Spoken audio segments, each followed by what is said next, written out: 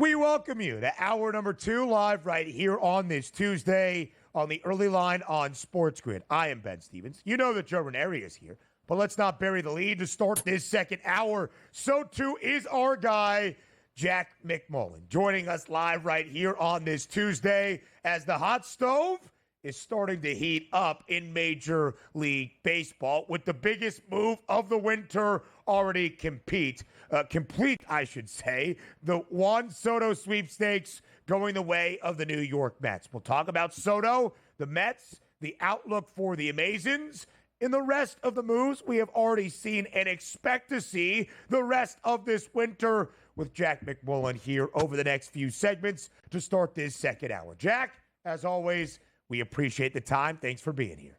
I appreciate you having me. It was really nice that Soto didn't make us wait until, 2 a.m., 3 a.m. on Sunday night, Monday morning, because that's usually when we get the huge news like this. It was nice. It was before my bedtime, so I could, take it in, I could understand it, and then I could go to bed, and I could get my 8 hours.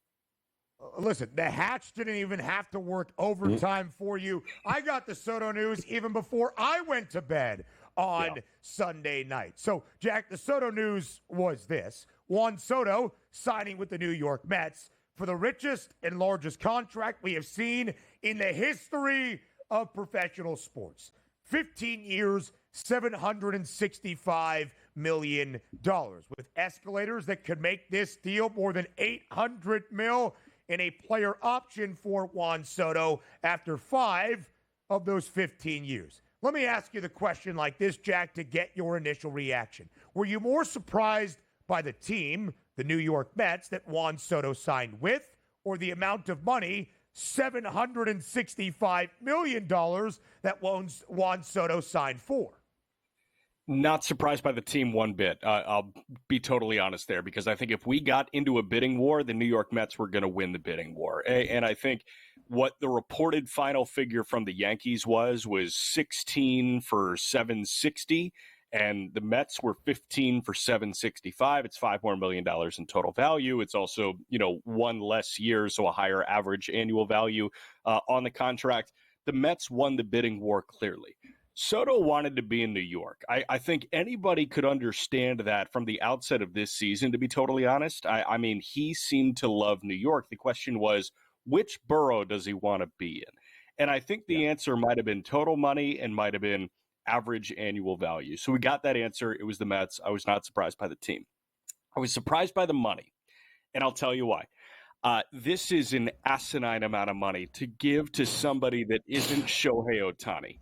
And the reason I say that, and I've sounded like a hater on a lot of outlets over the last couple of days, but the reason I say that is Shohei Ohtani transcends baseball with what he does. He is a top 3 hitter on the planet, and he can throw 175 innings at a Cy Young caliber level. And he grabs an entire continent's marketing strategy and he throws it at the LA Dodgers. There's so much more about the global phenomenon than just a really good hitter and a league average defender in Juan Soto. Mookie Betts made $365 million for 12 years. Aside from Mike Trout, that was the largest contract ever given to a position player. Juan Soto made $400 million more. It's more than double Mookie Betts' contract.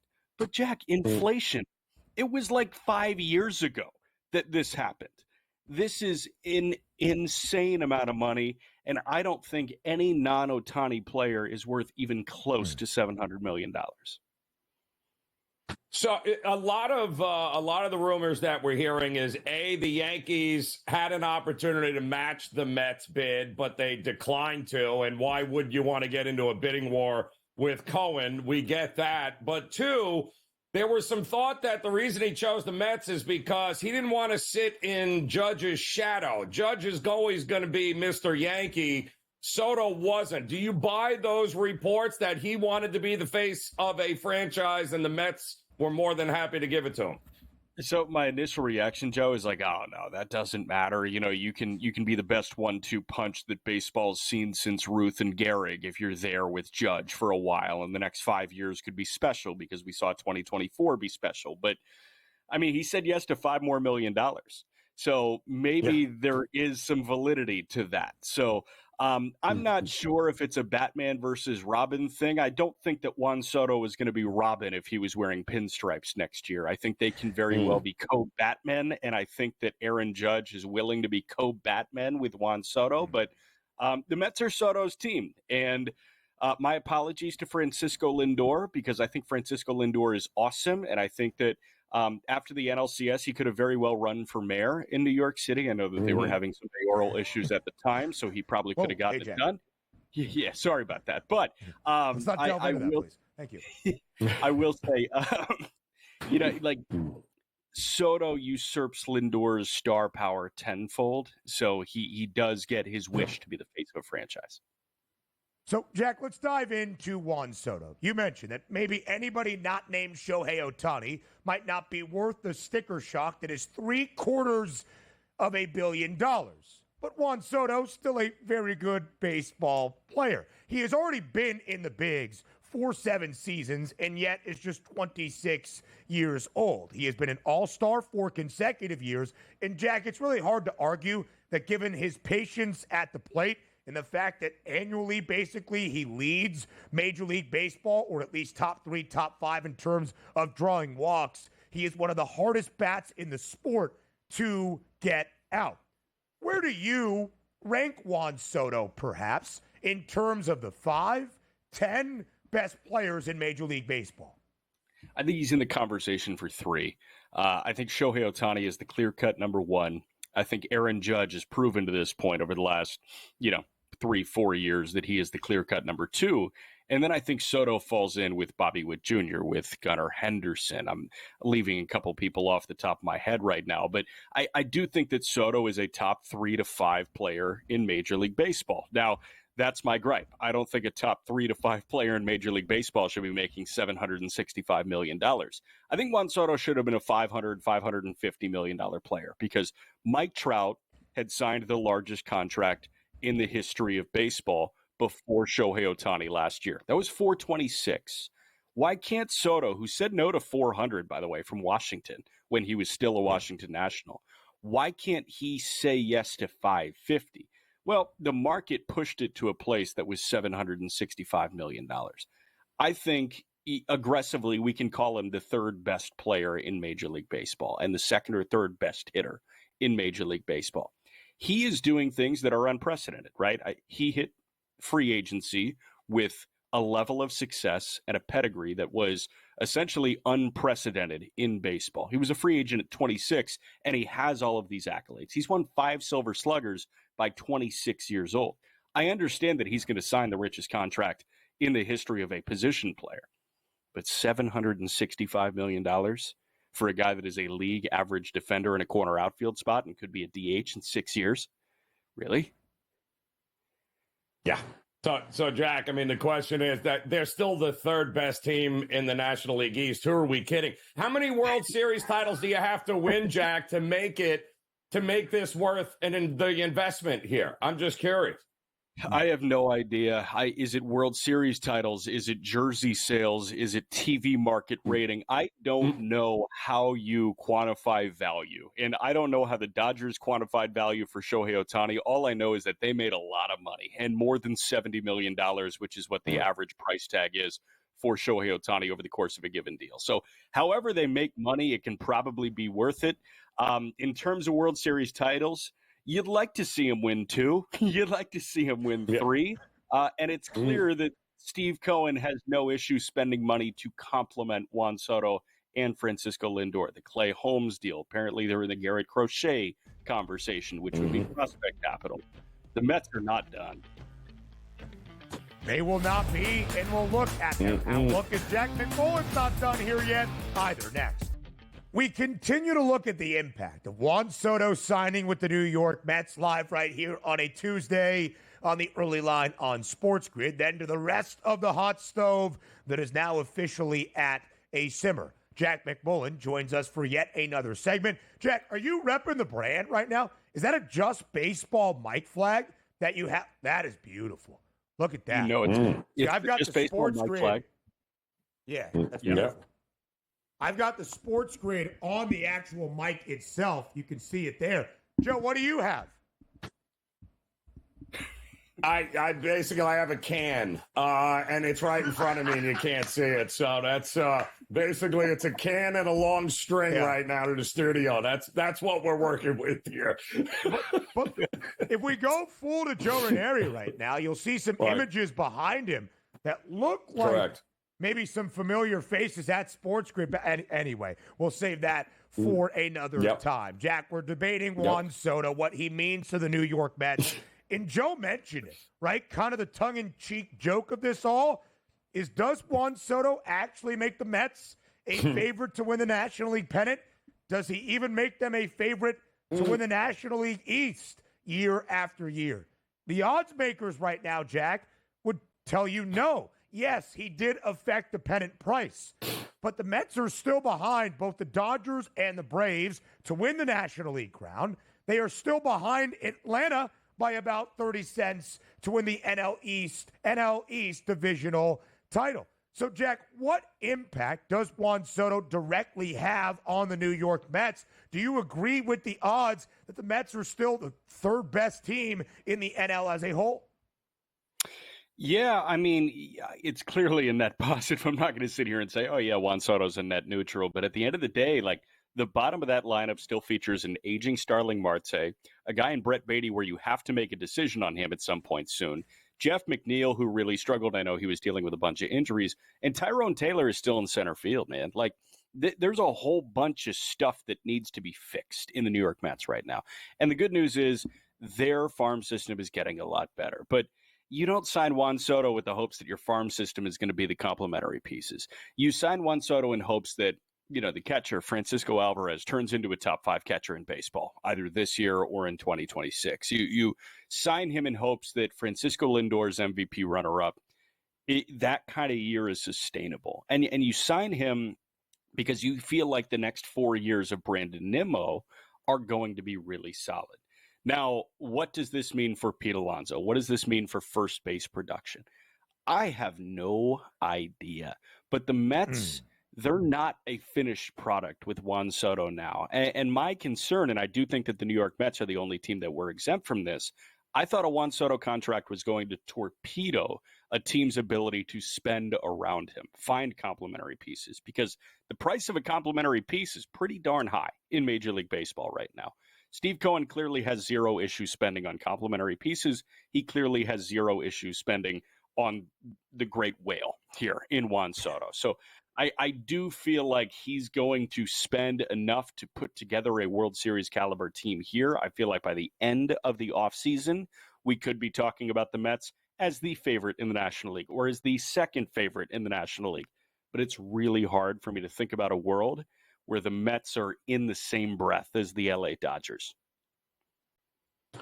So the Yankees, Jack, have no time to feel sorry for themselves as you got the winter meetings going on. But listen, they obviously you just saved $760 million, so you can go out and afford a few more pieces now with that money. The question is, where do they go from here, though, and what does that farm system look like?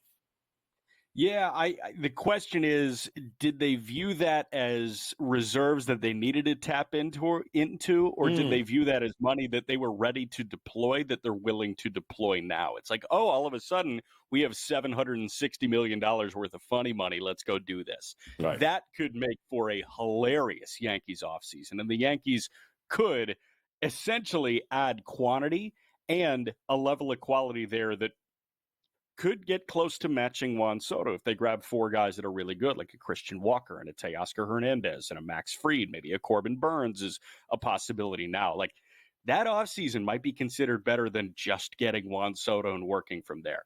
The farm system is good, not great right now. I think there are a lot of names that a lot of people are aware of that were underwhelming in the minor leagues last year. Like an Oswald Peraza is a name that has been around Yankee, circles for a while now. It doesn't look like he's a part of the big league future. Spencer Jones is somebody that I know a lot of Yankees fans deemed untouchable coming into this year. He's really struggled in the minor leagues to this point. So I'm not sure where they go here, but I think it's going to be a lot of money given out to like 5 or 6 guys. Listen, Juan Soto being a member of the Pinstripes, of course, the most recent team that he played for, was almost baked into the Yankees' early offseason prices. They did move back after Soto made the trip to Queens, but the Yanks are still the favorites to win the American League and actually moved in front of the Amazons yesterday, weirdly, by $0.50 in terms of their World Series price at plus 850. Third best, still behind the Dodgers and the Braves. So, Jack, as we look elsewhere at the signings that have already happened, we'll talk more about this on the other side of the break. You mentioned some of the Mets moves they have already made to bolster up the pitching staff, Clay Holmes, Frankie Montas, and then the two big names that have already signed as well, both for $182 million.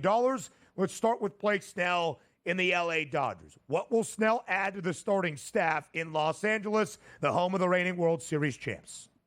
He creates the Monstars. That's what he's adding. It's Snell and it's Tyler Glasnow and it's Yamamoto. And if Kershaw is healthy, Clayton Kershaw. And Shohei Ohtani, by the way, is back now. This could be a starting rotation in terms of sheer talent that we have not seen really ever. I'm thinking about that Philly rotation that won the World Series of Roy Halladay and Cliff Lee and Roy Oswalt and Cole Hamels and Joe Blanton. This is kind of sort of up there. And in terms of star power and money, it's absolutely up there. This was a slam dunk signing for the Dodgers. The rich keep getting richer. They have won a World Series. Somehow they still have money, and they have made the additions necessary. More around the hot stove with Jack up next. Live right here on the early line, it's the winter in Major League Baseball. The hot stove is on a simmer. Of course, the Juan Soto sweepstakes going the way of the New York Mets. Now, the other notable signings that have already occurred and the ones we expect here rather shortly. So here's what we have seen so far. We talked about Blake Snell to the Dodgers, $182 million over a 5-year span. $182 million, Jack, for the Dodgers' most bitter rival, the San Francisco Giants, and a 7-year deal for the shortstop who spent the last 3.5 seasons in Milwaukee, good city, by the way, Willie Adames. The Giants have missed out on a couple of big swings, perhaps, the last few off seasons. What are they getting in Willie Adames? What will he mean for San Francisco this upcoming MLB campaign? Yeah, Milwaukee gets cold in February, by the way. But what's the song lyric? The coldest summer or the coldest winter I ever had was a summer in San Francisco. What they get is one of, if not the best left side of the infield in Major League Baseball. Matt Chapman is awesome, and they put their money where their mouth was with Matt Chapman. They extended him at the end of the 2024 regular season. Chapman's an $150 million player. Willie Adames is an $180 million player. And they have Chapman at third and Adames at short for the foreseeable future. Willie Adames is the only shortstop in Major League Baseball with 20 homers and 70 RBIs in each of the last 4 seasons. I think that's a health thing with Corey Seager. But what that tells you is this guy is A, always on the field, and B, a power threat and can play a good shortstop. 20 homers from the shortstop position, and Adames, that's his low-end year. His top-end year is a 30-homer shortstop and a good one defensively. This guy is one of the more underrated players in Major League Baseball, and I think a lot of that had to do with him playing in Milwaukee. A lot of people don't know who this is. He is an awesome, awesome player, and the Giants got a lot better by getting Adames. And I feel good for the Giants, man. They moved Buster Posey into that president of baseball operations role after they fire Farhan Zaidi. They missed out on Aaron Judge or Arson Judge. They miss out on Carlos Correa. They finally get their guy in Adames, and they sold him on being on that left side with Chapman, and I think it's going to work, man. I'm really excited. So we've got quite a few pitchers that could be wearing new uniforms. Burnes, Max Fried, and, of course, Sasaki, the kid coming out of Japan, who let the bidding begin here. What do you see with these top-end pitchers? I think Burnes is going to get a lot of money, and tell you what, I think Yamamoto made him feel really good. I think Garrett Cole, when he did hit the market, 4 years ago or so, 5 years ago, should make him feel really good. I think Corbin Burnes is probably a $300 million pitcher with where the market's at right now. Max Fried, I think, is getting close to 2. I'm not too sure where Fried will be, but I think Fried is, much like Adames, one of the more underappreciated arms in Major League Baseball. And Sasaki's a weird one. Roki Sasaki is not going to get the Yamamoto type deal. Yamamoto got $325, but Yamamoto came over after he was allowed to be posted to Major League Baseball, which is after you turn 25 years old and 6 years in professional baseball in Japan. Sasaki came over before that, which is the closest thing we've seen to Shohei Ohtani coming over. Ohtani did not get $400 million off the bat. The signing pool that Sasaki can pull from is what you see all of these like teenage guys in Latin America sign for, the international free agency bonus pool. So Sasaki is going to make the league minimum for the next 3 years, but he's going to, sign for $4.5, $5, $6 million. It's going to be tiny compared to a lot of other guys. So I will say, Burnes, you expect the big fish to be involved, right? I think San Francisco is going to be involved. I think the Dodgers are going to be involved. I think the Yankees are going to be involved. I think the Mets are going to be involved. Similar with Fried. With Sasaki, 30 teams can get involved. He's not going to be a Rocky, but like the Padres can pay Sasaki's price. The Rangers can pay Sasaki's price. The Cubs can pay Sasaki's price. I think that's the most interesting storyline we have. I will say he was officially posted. That pool recycles on January 15th. You'll see Sasaki sign between January 15 and January 23rd. Jack, that's why we appreciate your insight. Roki Sasaki, only 23 years old. And a lot of teams, as Jack just alluded to, should be in the bidding for his services now here stateside. Jack McMullin, Just Baseball Media, play-by-play voice for the Indianapolis Indians, the AAA affiliate of the Pittsburgh Pirates. Nobody better to break down the hot stove. Jack, we appreciate it sincerely. Enjoy the rest of the winter, my friend. More of the early line next.